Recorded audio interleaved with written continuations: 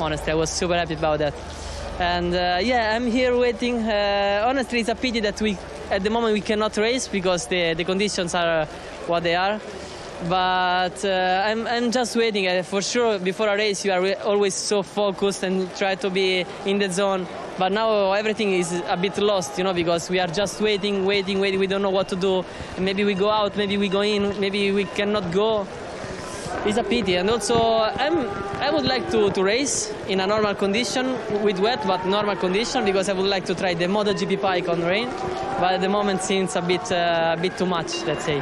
Fabio, I imagine the team and Ducati have so much experience in the wet, they just put a setting that they tell you will work. Do you have any input on how you want the setting, or you just trust them and go ride it?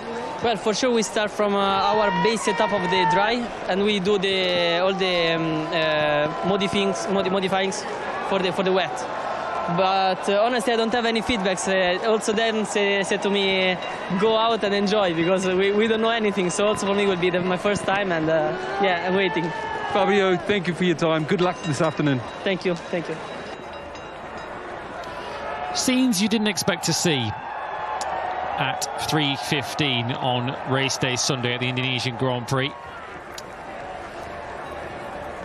The entire pit lane is giving this lady an audience here. Well, to be honest, let's hope this works. Apparently this is a local rain ritual. Desperate times and all banish that. away these clouds. Let's hope this lady's efforts pay off, because we all want to see a MotoGP race take place here in Indonesia. Well, if the rain stops and we do get a race, she should get the 25 points, quite frankly. Yeah, absolutely. She get a special award at the end of the season from the FIM and from Dorna. Let's keep our fingers crossed that we are going to get the race that we've all come here for, the first Grand Prix of Indonesia in 25 years. There you can see, though, at the bottom of your screens, the pit lane will not open before 15:45 local time. The bigger issue we may have, in addition to the obvious issue, which is the quantity of rain that's falling, is the sunlight. It's due to get dark here around about 6:30, just before 6:30 local time. So we've got around 3 hours to play with before it starts to get dark here, and you just wouldn't be able to race even if it was bone dry. So we are going to get to the stage at some point where that does become a deciding factor. But of course, at the moment, still no reason to panic necessarily too yet. We've still got plenty of time for conditions to hopefully improve. And of course, with Moto3 and Moto2 having already raced earlier today, this is rather different to perhaps the scenario that might be coming into people's heads of Silverstone in 2018. We have only one more race to go. Marc Marquez was hoping to start it. And speaking to our colleagues at DAZN with Spanish TV, he's been speaking that he feels good, a little bit stunned, but he is okay. We, of course, we saw Marc Marquez on his feet and, of course, heading to the hospital via the air ambulance, but under his own steam, on his own 2 feet. And we, of course, hope to see Marc Marquez back in action in 2 weeks' time when we return to Termas de Rio Hondo for the Argentinian Grand Prix, another circuit, much like the race that follows that, the Circuit of the Americas, for the Grand Prix of the Americas, 2 circuits that Marc Marquez has had great success at in the past. Yeah, good to hear. Marc did make his way back to the paddock, and he was able to talk to Spanish TV, as Lewis said. He was stunned.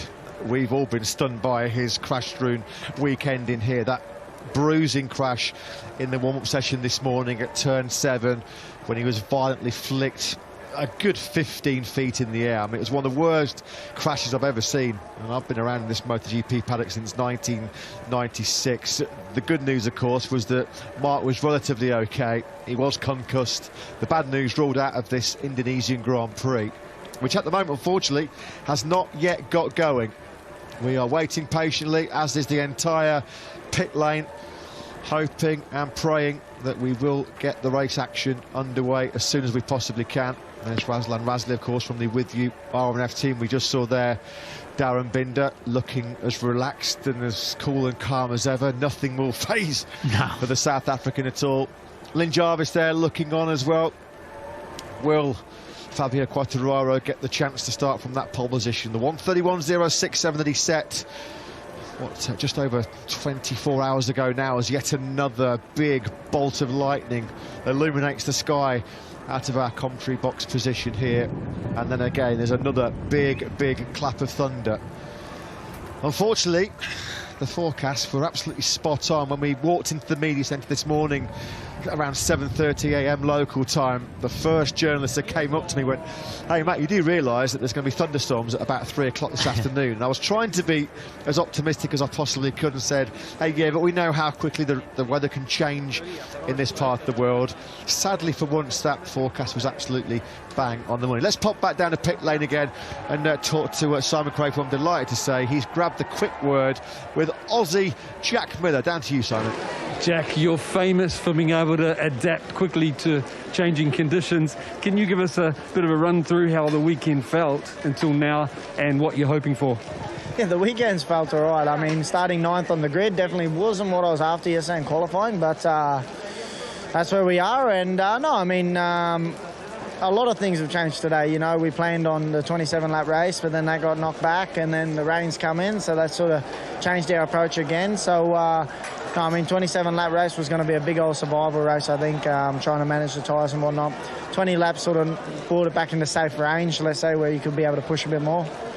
Now having wet, you know, this should stop pretty soon, and when it does stop, I'm assuming it's going to pull up pretty quickly. And yeah, the track won't dry completely, but I think some areas will become dry towards the end of the race. But no, fingers crossed it just stops now and we can get back underway.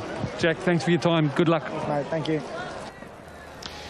Yeah, thanks, Simon. Thanks to Jack Miller, yeah, echoing the sentiments of all of us here in Indonesia. We do hope that we can get underway.